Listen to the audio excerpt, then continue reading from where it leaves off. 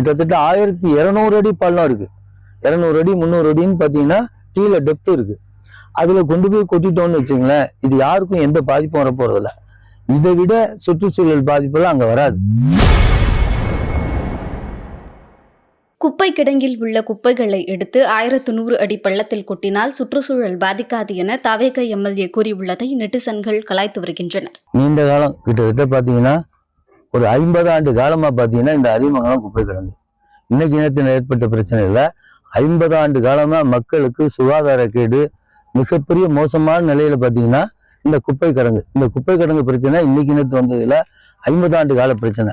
இந்த 50 ஆண்டு கால பிரச்சனையிலும் பாத்தீங்கன்னா அரசியல்வாதிகளோட சுயநலத்துக்காகவும் அது தீர்க்கப்படாம இவ்வளவு காலம் கடந்தது பார்த்தீங்கன்னா ஊழல் ஆட்சிகள் நடந்ததுனாலதான். மாற்றி மாற்றி யார் நடந்தாலும் அது ஊழல் ஆட்சிகள் நடந்ததுனாலதான் இது இவ்வளவு தள்ளி போனது.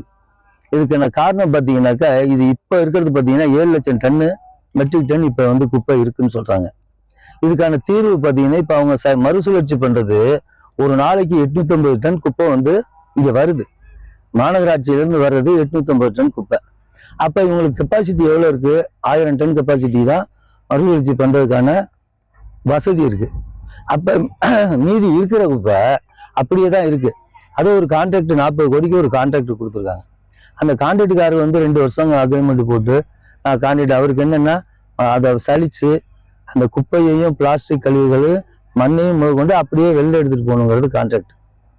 இப்ப இதுவரையிலையும் கான்ட்ராக்ட் கொடுத்தும் கூட ஒரு பெரிய அளவுல வளர்ச்சி இல்லை. அதுல இவங்க கான்ட்ராக்டிங் பேர்ல 40 கோடி அவங்க சலிச்சு குப்பையை எடுத்துட்டு போற 40 கோடி ஒரு ஃபண்டு இவங்க கான்ட்ராக்ட் கொடுத்துருந்தாலும் இது மாற்று ஏற்கனவே ஒரு 45 கோடி கொடுத்து அது ஒண்ணுமே நடக்கல. அடுத்து 25 கோடி ஒதுக்குறாங்க, அதுவும் நடக்கல. திருப்பி நீங்க ஒவ்வொரு தடவையும் நிதி ஒதுக்கி இது யார்கிட்ட போகுது, இந்த பணம் யார் எடுத்துட்டு போறாங்க கண்ணுக்கு தெரியாம அது போயிட்டு இருக்கு. துவாக்குடியில பாறைக்குழி கிட்டத்தட்ட 1100 அடி 1200 அடி பள்ளம் இருக்கு. கிட்டத்தட்ட 1200 அடி பள்ளம் இருக்கு. 200 அடி 300 அடின்னு பாத்தீங்கன்னா கீழே டெப்த் இருக்கு. அதுல கொண்டு போய் கொட்டிட்டோம்னு வச்சுங்களேன், இது யாருக்கும் எந்த பாதிப்பும் வரப்போறதில்ல. இதை விட சுற்றுச்சூழல் பாதிப்பெல்லாம் அங்க வராது. இங்க எவ்வளவு மோசமா இருக்கு. சுற்றுச்சூழல் ஆர்வலர்களுக்கும் இது மூலியமா சொல்லிக்கிறது என்னன்னு கேட்டீங்கன்னா, மக்கள் நெருக்கடியா வாழக்கூடிய இந்த பகுதி, மக்கள் அதிகம் வாழக்கூடிய இந்த பகுதியில இருக்க சுகாதார கேடை விட மண்ணுக்குள்ள 1000 அடி கீழே போற குப்பைக்கு அங்க எந்த பாதிப்பும் வரப்போறது இல்லை.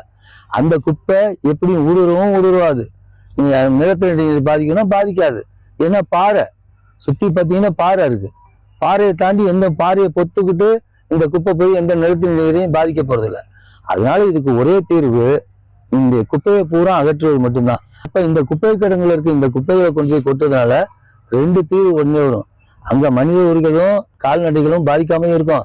2வது பாத்தீங்கன்னா இங்கே சுகாதார கேடு இல்லாமே இருக்கும், மக்கள் பாதுகாப்பா இருப்பாங்க.